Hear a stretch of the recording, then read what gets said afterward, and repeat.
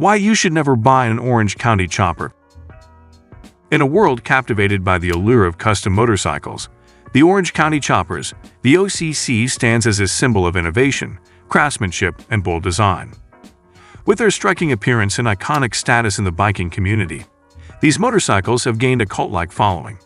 However, amidst the fervor and admiration, a closer examination reveals reasons why purchasing an Orange County chopper might not be the ideal choice for everyone.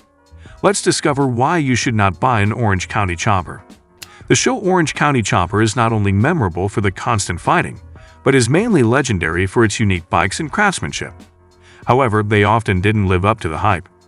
Despite aiming to create custom motorcycles that could rival or even surpass the quality of top-notch brands like Harley-Davidson, the bikes regularly fell short of its expectations.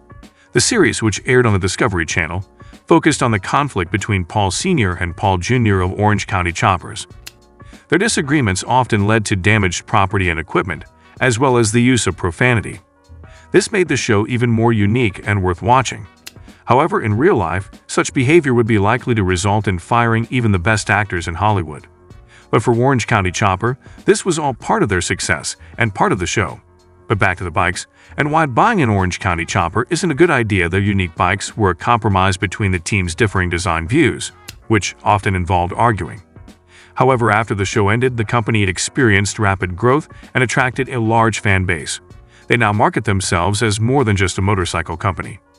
Even though Orange County choppers moved on with their lives, Paul Sr. and his mustache are still a big part of the Orange County chopper and the group. His son and some of his co-stars have started their own handmade bike business. The Orange County Choppers team released their first official lap in 1999.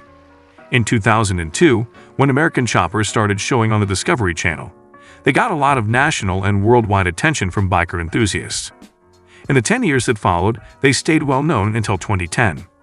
The team showed off their ability to build bikes from scratch throughout 6 shows. This is an important part of their business, to show their ability to craft a unique motorbike within only a few weeks. The family business has done very well. Even though they had to move in 2020 because Paul Sr. retired and moved to sunny Florida, they now live in St. Petersburg, which is on the western coast of the state. They now have a Harley-Davidson dealership and the Roadhouse Museum adjacent to their building. This new establishment, which opened in July 2021, features a bar and restaurant area with live music, making it a biker's paradise. The reality show ended more than a decade ago, yet the business continues to thrive. They have recently gained recognition for their diverse range of products, with clothing and other items being the most notable. These include foldable dog bowls and poker chips, among others. In addition to expanding their services, Orange County Choppers now offers endorsements where Paul Sr. appears in advertisements, as well as implementing effective marketing strategies. Impressive former customers include Hard Rock, Cafe Cat, and even Pick at their new store. Motorcycles from the show are displayed alongside other items such as tank-tracked bicycles and NASA-commissioned works with similar themes. Paying homage to the Discovery Shuttle, the attention to detail that was present in the early 2000s remains evident as the firm continues to produce unique motorcycles. Even those who haven't watched the show are aware of its iconic status, as it has had a significant impact on motorcycle culture. Seen from Bikes and Beards, who had always desired an authentic Orange County chopper, finally succumbed to its allure in the 3rd season of American Chopper. His dream came true as he acquired one. This particular bike, known as Corporal Punishment, was custom-made for Army veteran Jeff Clegg as part of their fantasy bike series, which catered to TV show viewers. Similar to many others, he had always harbored a strong desire for a custom chopper. However, he had a clear vision of what he was seeking, a simplistic design from OCC. After some time had elapsed, Scene stumbled upon the realization that it was available for purchase at a mere $14,000, a significant markdown from its original asking price of $80,000. Initially, his offer of only $8,000 was rejected. Nevertheless, he is now the legal owner and simply had to wait a couple of weeks. Eventually, a message arrived, prompting Scene to wire the money and acquire the bike. However, the ride quality turned out to be beyond awful. Despite Scene's experience with several poorly constructed motorcycles he had built himself, he claims that this particular chopper is the worst of them all. As intended, the back end of this chopper lacks any form of suspension, denying riders the luxury of a spring seat.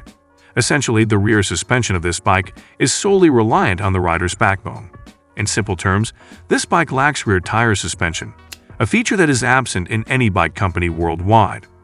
Consequently, this bike stands out from the ordinary. If this unique characteristic appeals to you, then this bike is perfect. However, be prepared for your back to suffer the consequences. Additionally, the spikes on this bike are quite bothersome. Although they may appear visually appealing, they pose more trouble than they are worth. Imagine being involved in a crash. The spikes that you once found cool could potentially harm someone, including yourself. It doesn't sound like a wise decision, does it? It looks like the man who bought the bike was more interested in how it looked than in how safe it was. That could be why Jeff Clegg chose to sell it. It's easy to fall off the back of the bike because the seat slopes backward, which makes the front brake useless. On the other hand, the back brake is too strong and locks up quickly, like an upside-down belt sander. The open main can damage your jeans or anything else that comes into close touch with it. The huge American twin engine, on the other hand, is what saves this chopper. The size is about the same as a basketball court. Seam put it on a dyno to find out how much power it had. He got figures between 70 and 110. It surprised everyone by getting to 65. The 80 cubic inch Harley-Davidson Evolution motor that came with this bike from the factory is likely one of the reasons for its stability, which is an important part of any custom motorbike. Let's talk about the brakes now. The front brakes are very weak, and you can't depend on them while you're going. If you use them to stop quickly, the rear brakes will lock up, making a slide that looks cool but is dangerous too slippery, and leans back the seat makes it easy to fall off the bike. This could put you in a dangerous position where you have to hold on tight to the handlebars, which are supposed to help you turn. The mirror also shakes too much, blocking the view of the rearview mirror. Even though the bike has some mechanical parts, the battery often dies after being replaced. People often say that you should never meet your heroes. We've had fun hanging out with some of ours, but this is true for Orange County choppers. In the end, Scene seems like he is thinking about committing the highest form of sin by making the helicopter rideable and maybe even fun. That's a bad idea. The decision to invest in an Orange County chopper is not one to be taken lightly. While these bikes undoubtedly possess an undeniable allure, their practicality, maintenance costs, and compatibility with individual preferences should be carefully weighed before making a purchase. As with any major investment, understanding the long-term implications, assessing your riding needs, and considering the day-to-day functionality of the bike are crucial steps.